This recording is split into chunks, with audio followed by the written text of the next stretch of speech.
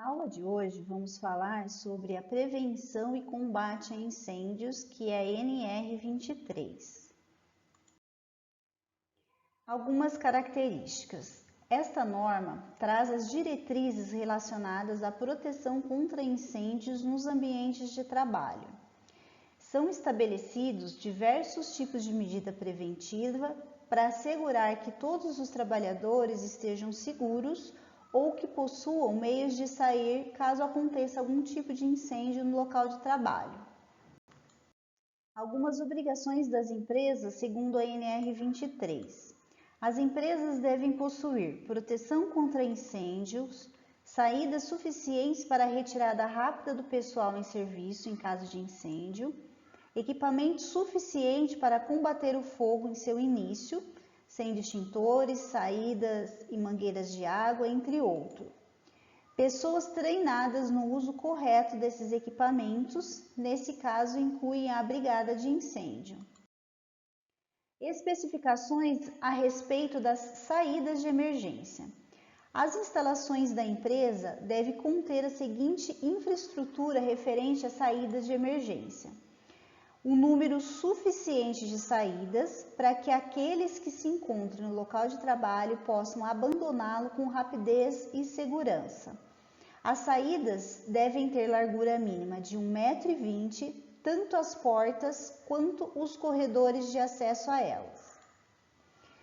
A NR23 determina que todas as saídas devem estar sinalizadas, identificadas, desobstruídas, iluminadas e não devem ter escadas e nem degraus.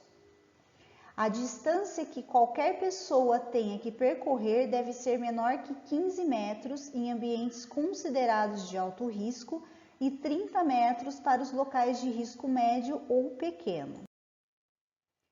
As portas devem ser as adequadas ao local, sempre sob liberação de autoridade competente em segurança do trabalho e nunca devem estar trancadas ou presas durante a execução dos trabalhos. Também devem abrir sempre no sentido de saída e nunca para dentro do local. Portas verticais, de enrolar ou giratórias não podem ser utilizadas em ambientes internos. A NR23 estabelece que o tipo de portas deve ser de batentes ou corrediças horizontais. Em relação agora às especificações para escadas, ascensores e portas corta-fogo. Na NR23 são definidos que esses equipamentos devem ser resistentes ao fogo e, no caso das portas corta-fogo, devem fechar-se automaticamente em caso de incêndio. O que fazer em caso de incêndio? Quando identificado foco de incêndio, deve-se tomar todas as medidas necessárias para assegurar a segurança dos empregados. Deve-se acionar o sistema de alarme, chamar imediatamente o corpo de bombeiros, desligar máquinas e aparelhos elétricos. Verificar especificamente equipamentos que não possam ser desligados mesmo em caso de fogo e eventuais medidas de prevenção em determinadas atividades ou indústrias através da construção de paredes corta-fogo e bacias de contenção. Na NR23 são descritos a importância dos exercícios de alerta. Esses exercícios simulam situações de emergência e objetivam manter a equipe treinada, alerta e orientada a respeito dos procedimentos em caso de incêndio. O foco principal dos exercícios é evitar pânico por parte da equipe e distribuir tarefas para organizar o combate e focos de incêndio. É necessário que esse exercício seja o mais próximo de uma situação real, que possa vir e ocorrer, e preferencialmente sem aviso prévio. O simulador deve ser coordenado pela equipe de brigadistas e profissionais de segurança do trabalho periodicamente, ou por pessoal especialmente treinado no correto uso dos materiais de combate contra o fogo e o seu emprego. Quais são as classes de fogo? Então, para facilitar o uso de dispositivos de combate a incêndio, a norma adota a seguinte classificação de fogo. Classe A: são materiais de fácil combustão e que deixam resíduos, como tecidos, madeiras, papel, fibra, entre outros. Classe B são materiais inflamáveis e que não deixam resíduos, como óleo, graxas, vernizes, tintas, gasolinas, entre outros. Classe D, quando ocorrem em equipamentos elétricos energizados, como motores, transformadores, quadros de distribuição, fios, entre outros. E classe D, elementos pirofóricos, como magnésio, zircônio e titânio. Quais são as recomendações para extinção do fogo por meio da água? A NR23 determina que toda empresa que tenha 50 ou mais colaboradores deverá ter pontos de água sob pressão a fim de extinguir os começos de fogo da classe A. Os pontos de água deverão ser sinalizados e ser de fácil acesso. Muito importante seguir recomendações para o uso de água no combate a incêndio. Nunca usar água no combate de fogos da classe B e C, salvo quando pulverizada sob a forma de neblina, e também nos fogos da classe D. Sobre os chuveiros automáticos, é imprescindível que se tenha um espaço de pelo menos 1 metro entre cada chuveiro, a fim de assegurar o combate eficaz desse fogo. Em relação aos extintores de incêndio, na NR23 está expresso que todos os estabelecimentos ou locais de trabalho só devem ser utilizados extintores de incêndio que obedeçam às normas brasileiras ou os regulamentos técnicos do Instituto Nacional de Metrologia, Normalização e Qualidade, que é o INMetro.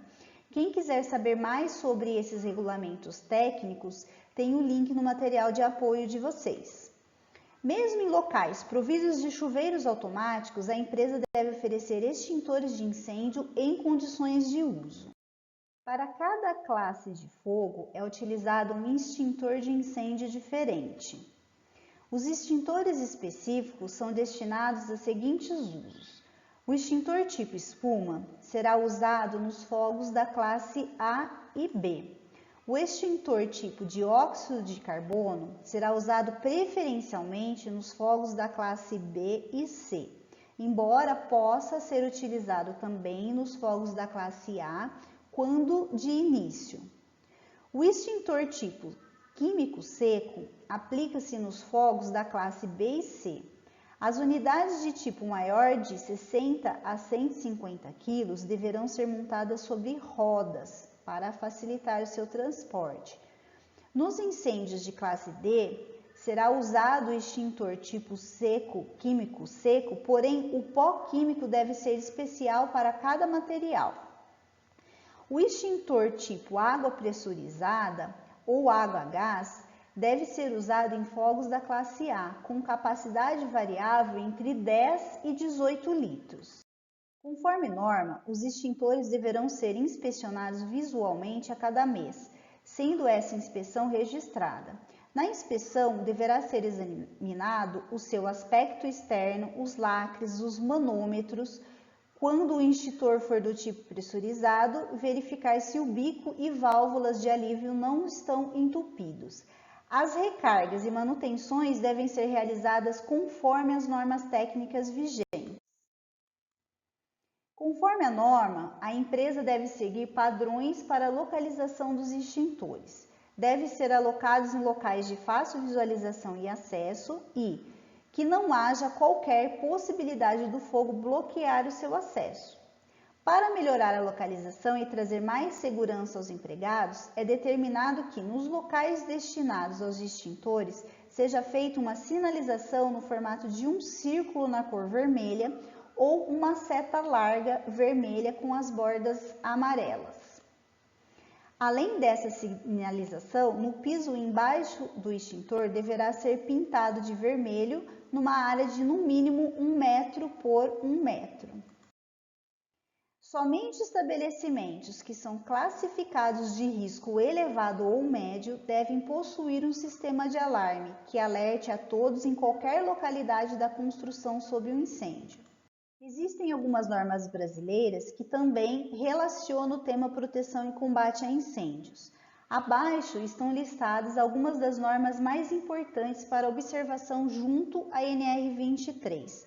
São elas: a NBR 9077, que diz sobre as saídas de emergência, a 11.742 sobre portas corta-fogo, a 13.714 sobre hidrantes e mangotinhos, a 10.897 sobre chuveiros automáticos e as normas 12.683, 15.808 e 15.809, que tratarão especificamente dos extintores, sua obrigatoriedade, quantidades necessárias, modos de instalação e também a utilização desses objetos. Além de cumprir a NR 23, as empresas são obrigadas a seguir as instruções técnicas conhecidas como IT. Cada estado ele tem suas instruções técnicas elaboradas pelo Corpo de Bombeiros.